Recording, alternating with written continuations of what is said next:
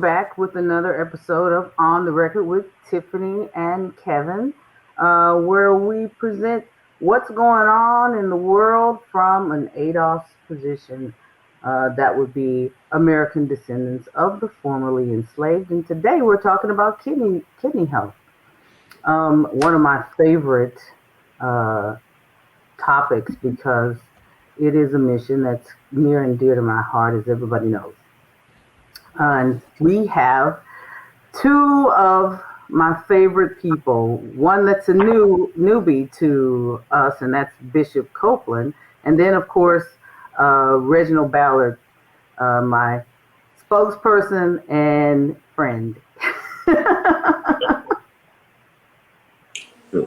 All right. So, Reverend Bishop Copeland, I want to start off with you and just tell our audience, because a lot of our audience is from here in San Antonio. Our audience goes from San Antonio on down to the border. Tell them a little bit about your church and what you do. My wife and I, 35 years ago, started New Creation Christian Fellowship. We're located on the northeast side of San Antonio in Windcrest, basically on the corner of Walsham and I-35. But I am pastor of New Creation Christian Fellowship. I am the presiding bishop for the Kingdom Council of Interdependent Christian Churches and Ministries, and currently I am the chairperson for the Joint College of African American Pentecostal Bishops, which has on the roll in excess of 400 bishops. About 4 or 5 years ago, I think I started seeing a kidney doctor, and what he was doing, he would take my blood and then he would bring me and my wife when we came together and explain to us the graph that showed the progression, the downward progression of my kidney function. And he, if I be honest, he probably said some things about he did say something about losing weight. And I don't know, I can't remember that he said much about my diet. But several months ago, my wife sponsored a health fair at our church. And while at the health fair, there was one of the booths that I was going to get into, but they said my blood count wouldn't allow me to do that. It was at that point that I met Tiffany, and Tiffany said, "You ought to meet my doctor." And then we met Dr. Mazzini, and when we came in, it was a totally different experience. He showed us graphics, and he talked about changing diet. He put me on, he said, I want you to drink enough water so that when you pee, it's clear. He said, I don't want to see no taint, no tint, no color in it. And so I started drinking and peeing. I hope that's not, but the whole point is, I feel more comfortable now because now I have a better understanding of what my responsibilities are to preserve my kidney, and I have people praying for me. I have my congregation. I have Pastor C. She's got a morning broadcast, and people are praying for us all across the country. And I'm crazy enough to believe that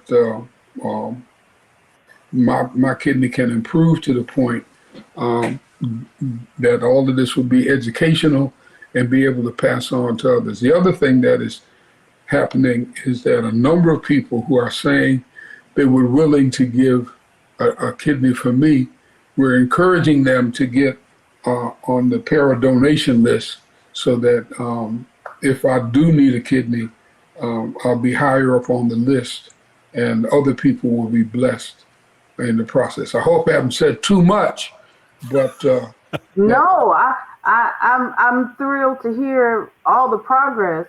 And Dr. Mazzani, I can't say enough about the South Texas Renal Care Group. That's Dr. Mazzani's group. He actually heads up that nephrology group, and really, we experienced the same thing. Like literally, my brother was going to someone where he lives. He lives in Dallas, and Dallas has tons of amazing nephrologists, tons of people that are award winning, blah blah blah. Darrell was there, and he was having a similar experience to you. Like he was being monitored, but no action was being taken. He wasn't being given too much direction other than they were watching him progress into end-stage renal disease and not assisting him. Now,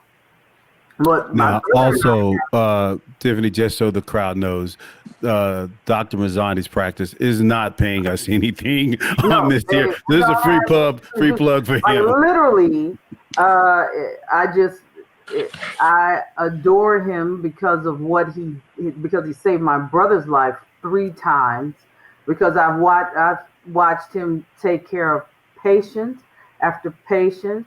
We've had people come through, we deal with literally thousands of people every year through Texas Kidney Foundation. Under my leadership, we've tested and worked with over 16,000, nearly 17,000 Texans at this point. So we see what's happening and what's going on, and get to see patients through continuum of care and all sorts of things. So we get to see how patients are treated at a variety of practices across the state.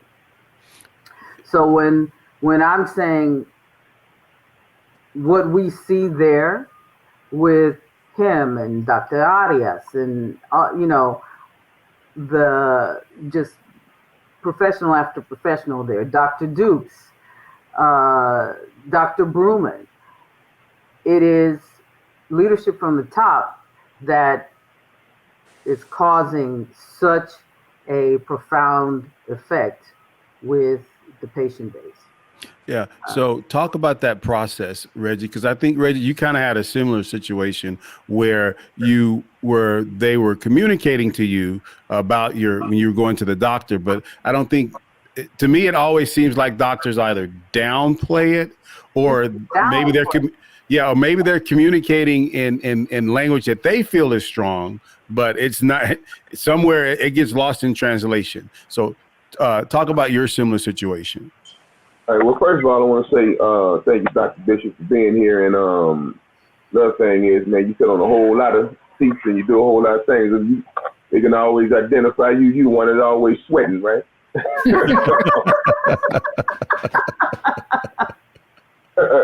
whole lot, but yeah, man, it seems like doctors, I don't know if it's if it was the formula back then, but it kidney thing. I think kidney information and stuff comes so far now because it seems like they are trained to just watch and wait until you go into renal failure for them to really start doing something. And to them, the only solution they have is dialysis. When they have all these new medications out now, they can prolong that and it probably prevent you from even being on it. But yeah, the same situation your situation was my situation. My doctor was telling me the same thing. We're going to monitor and see and blah blah blah. But I accidentally stumbled upon his other doctor, and he made immediate changes. When he said, okay, look, we got to do this, we have to do this.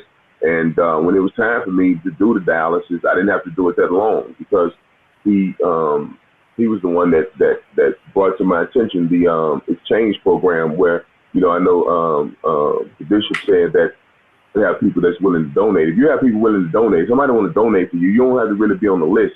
It's like you just get the kidney, so, and if it don't match, then they're exchanged with someone that does match, and they'll swap that out, and then you won't have to be on dialysis for a long time, if any. So that's the situation that I had to endure, but everything worked out. But these doctors now, you really have to take control of your own health, because if you just leave it into the hands of a doctor, and if you don't feel comfortable enough with them, it's like man, you just waiting. It's almost like a guinea pig. They're waiting to see what's going to happen, and they know if they don't do nothing, I mean, you don't have to be Kojak to figure out the worst going to happen. Well, you know, one of the first things that Dr. Mazzani said, stop eating red meat. Mm-hmm. Really? You know, Really? now I hadn't been eating red meat because I had a gout attack some time ago, and so but for two and a half years I ate no red meat because I was concerned about gout. But Dr. Mazzani said you need to not eat red meat, not eat potatoes, not eat stuff that is white. He said because there are certain foods that you eat that put a strain on your kidneys. Right. And my first doctor that I was talking about he never said anything to me like that. See? And so And you were with him for 4 years, you said? it was at least 4 or 5 years I've been seeing him. And then Dr. Mazzani said, and I named who the doctor was. I don't need any lawsuits, but anyway, he No, you said good things about Mazzani. Just don't name the other doctor. he said, oh, he was one of my students. So I said, well, if I got to choose between the student or the professor, let me go with the professor. So anyway, but again, and then Dr. Mazzani said this, I wish I had seen you a year or 2 years earlier.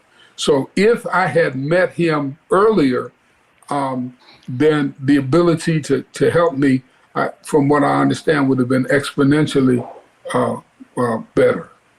Yeah, and that's the big emphasis that we have with people is early detection, right? To know where your kidney numbers are. So because the earlier you find this out, you can take action. You can take there's medications that are available. I mean, we have advanced so far in this particular thing. But even with areas where we haven't advanced, because the thing that I didn't emphasize with you when we were talking, Bishop, is that what I have and what my brother has is a rare kidney disease, and it's called APOL1. Well, with APOL1, the difference between what you have and what we have is that APOL1 races through your body. It races through.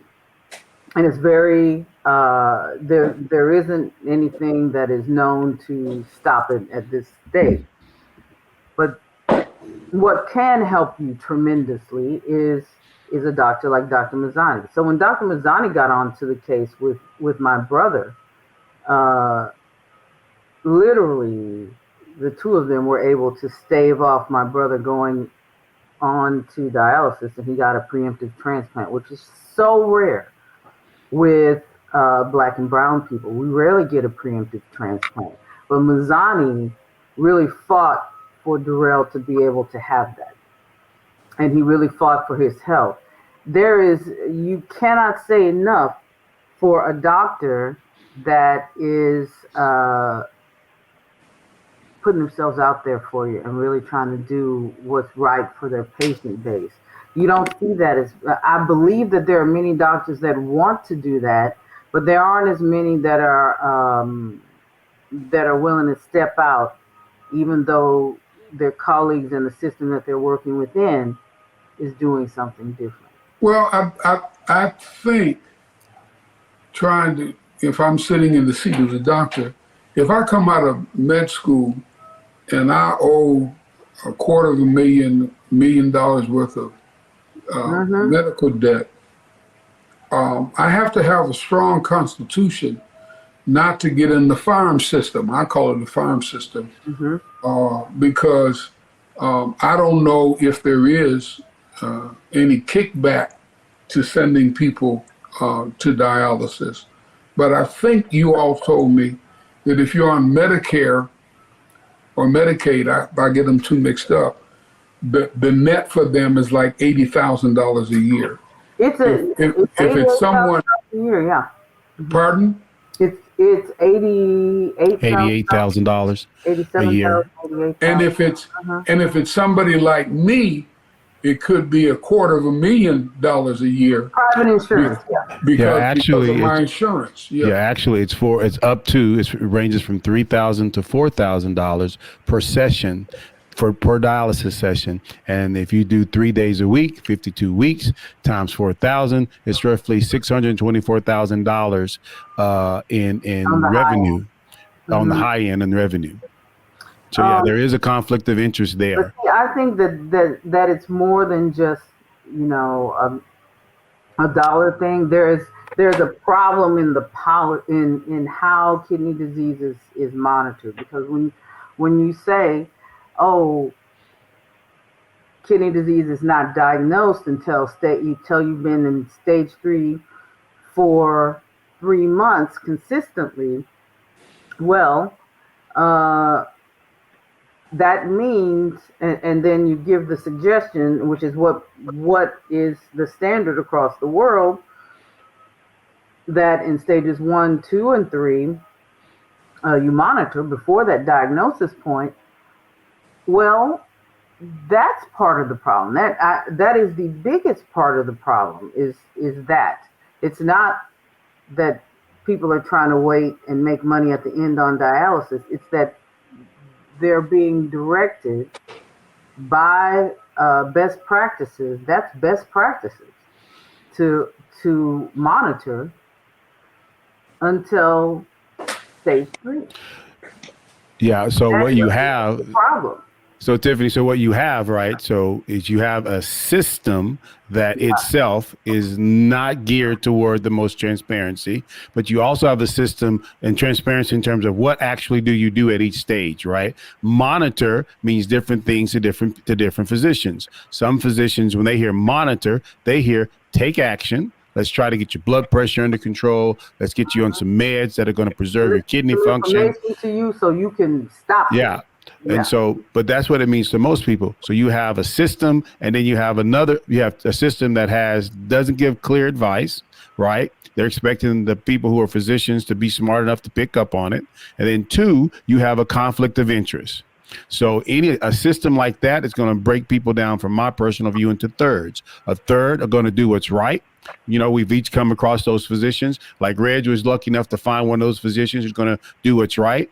And then we were able to get you to Mazzani, who's going to be in that third that's going to do what's right. You have a third that's just simply going to sit there and, they're not very competent. They're going to go with what the flow is. And then you have another third. If left to their own devices, they're going to do nefarious things and milk the system and maximize their income over that. Now, the study bears that out. Maybe not exactly in the third, but the studies bear that out in the sense that ADOS people who are of American descendants of the formerly enslaved, are brown and brown people as well, right? We are generally the people who suffer the most under that system. And I dare anyone to come in and debate me that, because it bears it out in the literature. The literature done by the scientists themselves. This isn't us going to Mama and them's blog, but this is going right to the literature itself that's published by JAMA, that's also made available by the National Institute of Health, bears out that under a system like this, that black and brown people do not fare well. It doesn't matter how rich you are, how educated you are, we generally don't fare very well if we're not educated and given the right information. Bishop, I'll give you the last word on this section. Can I ask, bro, man, what were some of the things that they advised him to do as soon as they diagnosed where he was? And we're going to come back to that one. Hey, Reginald, let's go ahead. We're going to save that for section 2. And you've been listening to On the Record with Kevin and Tiffany on 9:30 a.m. The Answer, home of conservative talk radio.